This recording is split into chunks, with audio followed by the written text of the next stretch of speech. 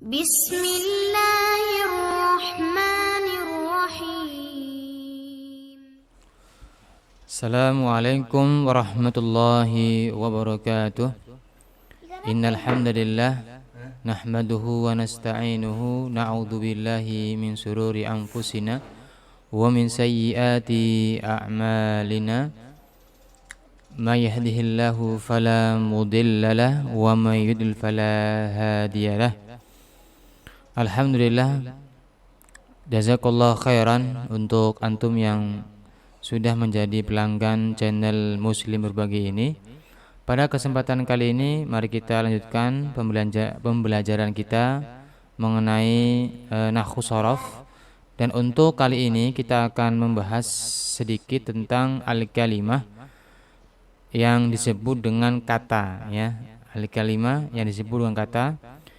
Kata di dalam bahasa Arab itu ada 3 macam. Yang pertama terdiri dari fi'il, yaitu kata kerja. Kemudian al-ism, yaitu kata benda, kata yang dinamakan, ya. Kemudian al-harfu, yaitu huruf yang memiliki arti, ya, huruf yang memiliki arti. Untuk tahapan kali ini hanya pemula saja. Kami akan mengenalkan beberapa istilah-istilah di dalam ilmu shorof dan ilmu nahwu, dan semua ini berkaitan semua dengan kedua ilmu itu, yaitu ilmu shorof dan ilmu nahwu, baik yang fi'il, yang isim maupun yang huruf. Untuk kali ini kami mengenalkan sedikit tentang bagan atau peta pembelajaran kita untuk kali ini. Yang pertama fi'il. Fi'il itu disebut dengan kata kerja. Kata kerja kita sudah tahu di dalam susunan kalimat bahasa Indonesia itu disebut dengan predikat. Nah, kata kerja di sini dalam bahasa Arab itu meliputi 3 macam. Yang pertama ini fi'il madhi. Fi'il madhi itu artinya kata kerja lampau. Kemudian fi'il mudhari yang artinya kata kerja sedang berlangsung atau kata kerja akan, ya, akan untuk waktu untuk berikutnya. Kemudian yang ketiga kata kerja fi'il amar, yaitu kata kerja perintah, ya. Jadi ketiga kata kerja ini untuk pemula insyaallah kita akan belajar pada pembelajaran khusus, yaitu pelajaran as-shorof insyaallah.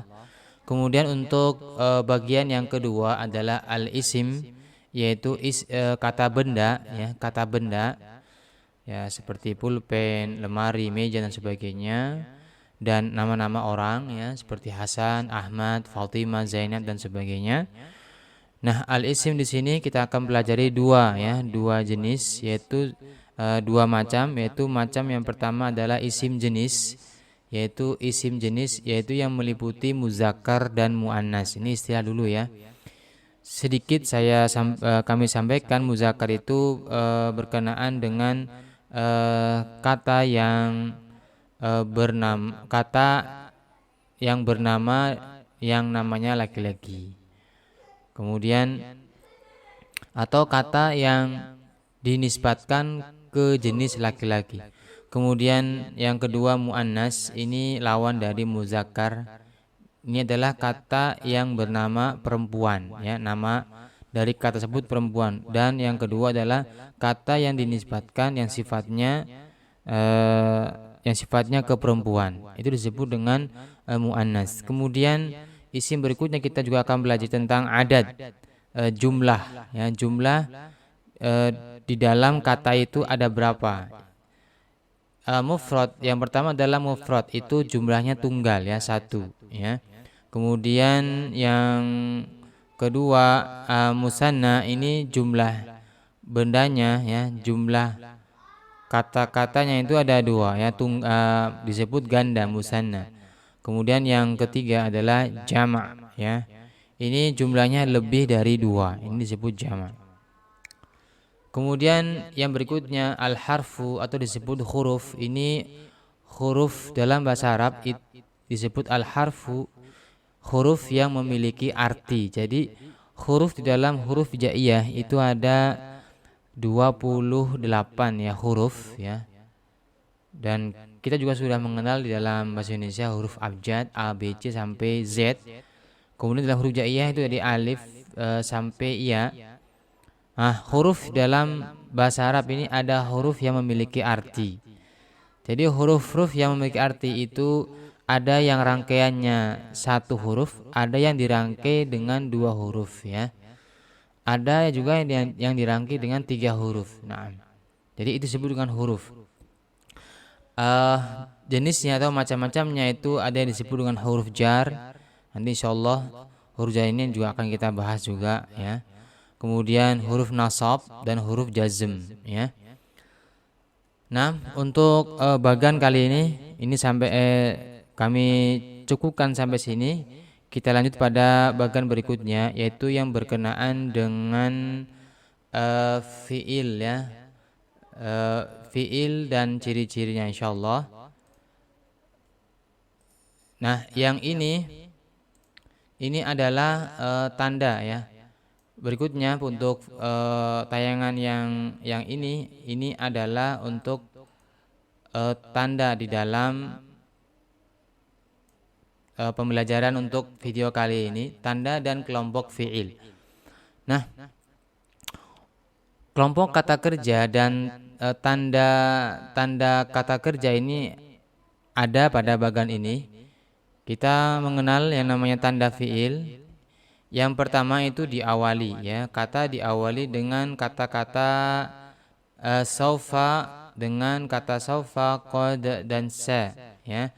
Ketiga kata-kata ini maka kata yang setelahnya dari ketiga kata ini itu disebut dengan fiil. Ini tandanya contoh kata saufa ta'lamun. Jadi kata yang setelah saufa itu disebut dengan fiil ya.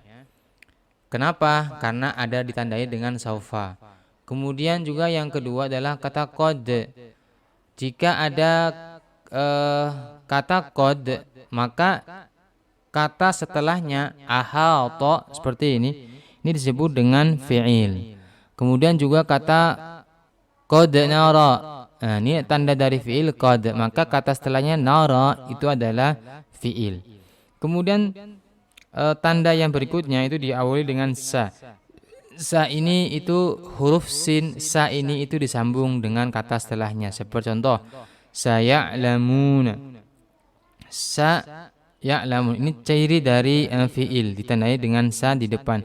Nah, ya'lamuna ini dipastikan adalah fiil.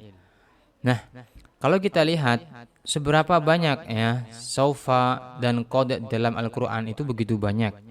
Kalau kita bisa mencarinya itu bisa mencarinya di sini ya. Nah, di contoh kata qad. Kata qad ini ada beberapa ayat. Nah, silakan antum kunjungi dalam almaani.com ya di sini. Kemudian pilih ya ini. Dan insyaallah nanti juga kami akan cantumkan situs ini di deskripsi video ini insyaallah. Dan antum silakan mencarinya. Ini contoh-contoh ya. Jadi contoh ini fajarat min husnata asyata aina qad alima. Ini ada kata qad alima, maka kata alima setelah qad ini disebut dengan fi'il. Kalau kita besarkan ya seperti ini ya. Jadi ini maknanya ya. Kami tidak menjelaskan dulu untuk maknanya. Ini contoh-contohnya saja ya untuk qad. Kemudian ini ada beberapa kata qad dalam Al-Qur'an yang begitu banyak. Hampir kalau kita hitung mungkin hampir 15 lebih ya. Nah, ini contoh-contoh. Seperti qad bayyana ya, bayyana di sini ini dipastikan adalah fi'il. Kenapa? Karena didahului oleh qad. Kemudian khalat di sini juga merupakan fi'il ya, karena apa? Diawali dengan qad. Nah, ini contoh-contoh dari Al-Qur'an ya. Jadi yang dimana jika diawali dengan qad maka kata setelah qad itu adalah fi'il. Qad ba'asa, qad tabayyana, qad ji'tu ya, qad ji'tukum ya, qad badatil badat ini adalah fi'il dan sebagainya. Kemudian juga kata saufa yang ketika didahului kata saufa, kita lihat kata saufa, kita enter. Nah, kata saufa di sini juga banyak ya, ada beberapa ayat ya dalam Al-Qur'an yang menyatakan bahwa kata setelah saufa itu adalah fi'il. Banyak ini, nusli. Kata nusli di sini adalah kata kerja. Demikian juga kata saufa ta'lamun. Ta'lamun di sini juga kata kerja. Demikian juga kata yang lain. Saufa yura. Yura disebut juga fi'il. Kemudian pokoknya yang jatuh kata yang jatuh setelah saufa itu disebut dengan fi'il dan seterusnya. Kemudian itu perkara dalam tanda diawali dengan saufa, qad dan sa. Kemudian ini juga diakhiri, tanda fi'il yang berikutnya adalah diakhiri dengan ta mati ya, ta mati. Atau di sini disebut dengan ta ta'nis ya, ta ta'nis. Contoh sakulat.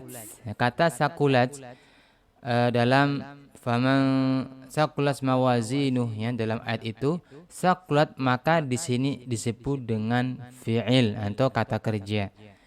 Nah, silakan antum browsing atau antum silakan searching di Al-Qur'an yang mana yang ada tak mati ya, tak mati seperti ini, maka itu adalah kata kerja.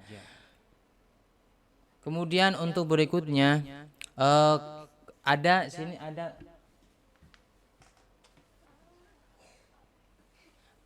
ada kelompok fi'il. Yang pertama adalah fi'il lazim. Fi'il lazim itu adalah kata kerja yang tidak butuh objek pada kalimatnya. Jadi untuk contohnya jalasa dan nazala, ini kedua kata kerja ini dan contoh-contoh yang lain seperti masuk, kemudian apalagi ya yang tidak butuh objek, pokoknya kata kerja yang nggak butuh objek. Jadi kalimat yang cukup dengan subjek dan predikat itu sudah cukup. Atau subjek, predikat, keterangan tempat atau keterangan waktu itu sudah cukup. Jadi ini maka disebut dengan fi'il lazim, itu kata kerja yang tidak butuh objek pada kalimatnya. Nah, kata jalasa, duduk. Contoh saya duduk di atas kursi. Ana jalastu alal kursi. Nah, itu tidak butuh kepada objek. Kemudian fi'il yang berikutnya adalah fi'il muta'adi. Ini lawan dari yang di atas. Fi'il lazim. Ini kata yang butuh objek pada kalimatnya. Contoh kata membuka. Saya membuka pintu. Saya membuka. Apa yang dibuka, maka itu perlu penjelasan untuk berikutnya. Maka objeknya harus dibutuhkan di situ. Demikian juga kata memotong. Saya memotong. Apa yang dipotong, maka harus dilanjutkan. Ya, saya memotong daging. Ya. Misalkan Zaidun koto'a lahma. Ya, jadi itu contohnya. Zaid memotong daging. Ahmad membuka pintu. Fatah Ahmad al-bab. Jadi itu demikian. Dia harus memang dibutuhkan objeknya. Itu maka fi'il fataha dan qata'a disebut dengan fi'il muta'adi. Jadi semua kata kerja yang kita lihat artinya adalah butuh objek, maka disebut dengan fi'il muta'adi. Dan setiap kata kerja yang tidak butuh objek ya dalam kalimat, maka itu disebut dengan fi'il lazim. Nah, ini untuk pengenalan saja dulu ya. Nanti insyaallah kita akan belajar tentang kata-kata kerja dan tasrif-tasrifnya. Kemudian yang berikutnya fi'il bina sahih ya. Jadi ini dilihat dari apa itu pembentukannya ya. Penyusunan dalam sebuah kata kerja. Jadi kata kerja itu ada yang meliputi kata kerja yang tidak memiliki huruf elat. Jadi kata kerja disusun dengan yang bukan huruf elat dan yang merupakan huruf elat. Jadi yang merupakan huruf yang tidak memiliki huruf elat itu disebut dengan kata kerja bina sahih, fi'il bina sahih. Contohnya yang di atas seperti fataha dan dakhala, nazala dan jalasa dan nazala, ini merupakan fi'il bina sahih. Kenapa? Karena tidak memiliki huruf elat. Apa itu huruf elat? Itu singkatannya awi, alif, waw dan iya. Contohnya dakhala. Ini kata dakhala ini tidak ada huruf alifnya, tidak ada huruf wanya, atau tidak ada huruf ya-nya. Maka ini dakhala dan fathah disebut dengan fi'il bina sahih.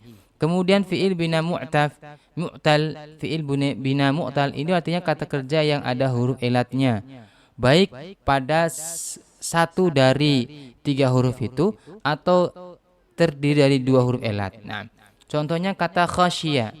Khasyiya mana yang disebut huruf elat? Huruf elatnya adalah iya, maka disebut khasyiya adalah fi'il bina mu'tal. Kemudian qawiyya ini terdiri dari 2 huruf elat ya, yang terdiri maka disebut dengan huruf mu'tal ya. Dan juga kola juga disebut huruf mu'tal. Kenapa? Karena dalam kata kola itu ada huruf alif ya.